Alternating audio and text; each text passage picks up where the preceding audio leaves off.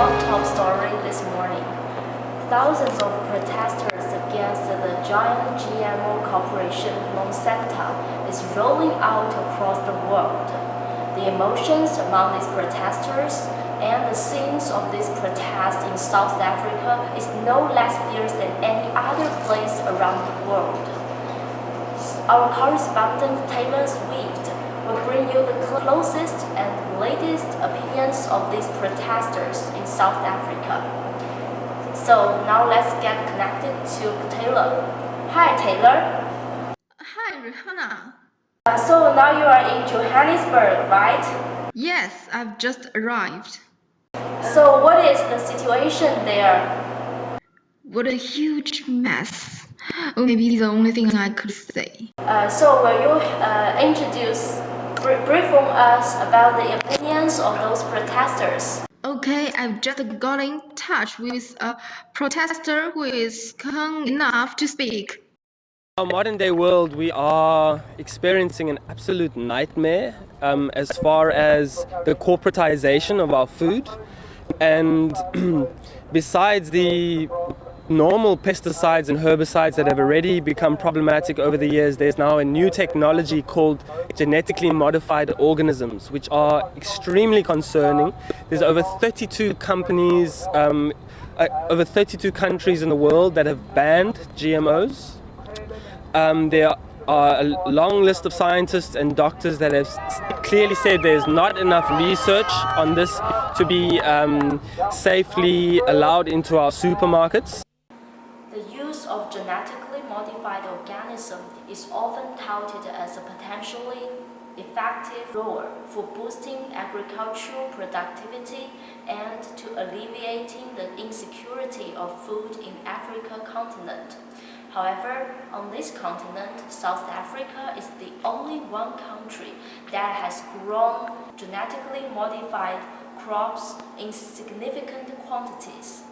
In addition to food productivity and food security, pesticide resistance is another concern in adopting GMO technology, which is seen as an effective means in alleviating pesticide resistance. So, all this explains the spread of GMO technology across South Africa.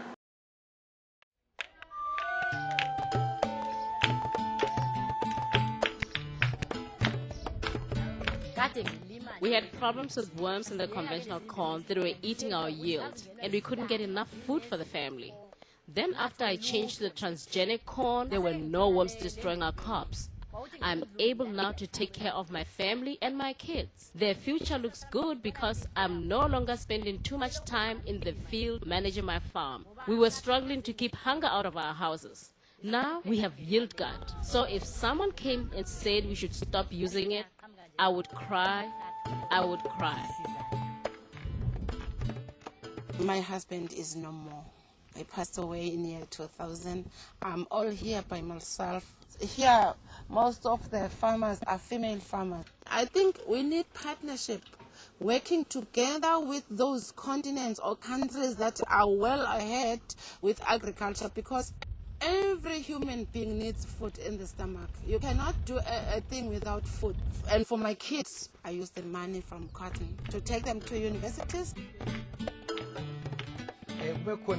With this new cotton, I was able to build a house and buy a TV and a refrigerator.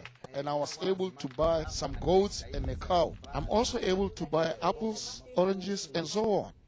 And as you can see, my family is healthy. So with this genetic technology, my life has changed completely. In spite of South Africa's introduction and full adoption of GMO, there can be great concerns on the part of the GMO opponents. Apart from the scientists' and doctors' suggestion that potential risk caused by GMO to the human health and environment is still waiting to be seen, as is already mentioned in the protesters' opinions. There are other concerns on the part of South African politicians, which are mostly from the perspective of politics and economies. For example, since most countries Some of them are very developed countries in the world who have great say in the international relationship.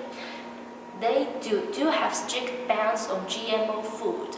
So, in the opinions of South African politicians, if they stick to GMOs fastly, this may jeopardize their international relationship with these huge countries.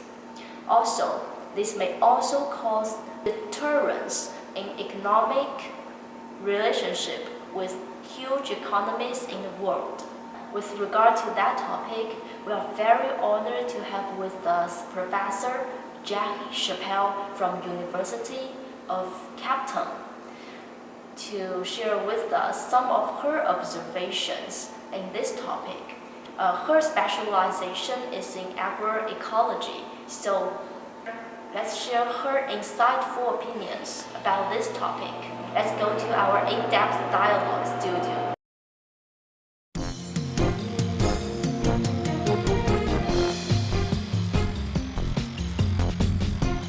We are glad to have with us today Jackie Champel, who comes from the University of Cape Town, a professional in agroecology and agriculture policy.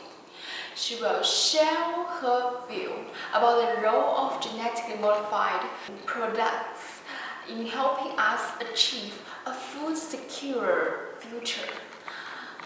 Nice to meet you, Mr. Jackie. Nice to meet you. Media and seed companies often discuss how beneficial to the genetically modified products are for the environment or the farmers. What do you think about it? As far as I am concerned, GM foods do not necessarily helpful to local farmers or the environment. The question why and when people in South Africa began to use GMO crops is quite complicated, but one thing is definite that it hasn't always brought advantages to our farmers, especially small farmers. For instance, the agroecologist Glenn Stone points out that the suicides, the horrific trends of farmer suicides in India cannot be simply laid at the feet of GM crops. But we have to admit that the so-called technology treadmills appears to be a key problem of this underlying the suicides. And so, in a nutshell, GM crops do not necessarily will help farmers or the environment. On the contrary, it hurts them by connecting farmers and the modern systems which dry up debts and force the farmers to expand their territories and exact huge cost on environment and human health.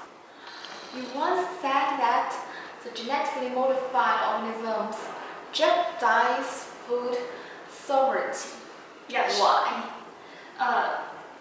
I want to share with you, in my research, I observed that you asked South Africans if they want labeling of the GM food, and they say yes. And then you ask them if they know what GM foods is, and they say no. So you see, a small group of game players just control how foods in our country are produced, processed, stored, and distributed. And the consumers, they have no say in what kind of food they will receive in their food aid, nor do they have any clue where the food comes from. So the food disconnect starts here, resulting in many diseases. For instance, the diabetes, heart diseases, cancer, and the like. It's not just the matter of providing money or technology. It's about what food sovereignty means and what they can choose to eat. So, do you think genetically modified products will help us to achieve a future that nourishes everyone in the world? Actually, I think they can. They can. When talking about the denial of GM crops in Europe, which we usually mention about when talking about the GM issues in our country, I think we cannot just simply apply the first world argument on our third world setting. As you know, the future will place greater demand on agriculture because of population growth and climate change. After all, South Africans want cheap food, and they do not appreciate being preached about the value of the traditional way of farming by the middle-class dwellers. But I cannot say that GM crops is the best tool without absolute proof of its security. There should be, and there are alternatives. For example, emphasis on improved agricultural practices in hunger-prone developing countries and development of agrobiodiversity in resources through plant breeding and more sustainable consumption as production of the foodstuffs. Or I mentioned about can be the basis of a better strategy if our final purpose is to feed the world. To emphasize that improving food security lies in increasing gender equality, women's access to education, and increasing dietary diversity. Yes. How do you explain the gender equality?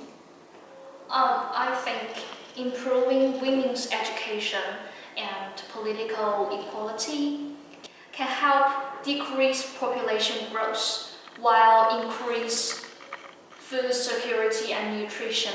Not to mention that it will help to improve women's livelihood directly. My research focuses on agroecology. Agroecology focuses on support and collaboration with the world's farmers, exercising the natural process and the most innovative, ecologically based practices. It offers the most sustainable way to providing for South Africans without damaging our environment. Thank you. Thank you.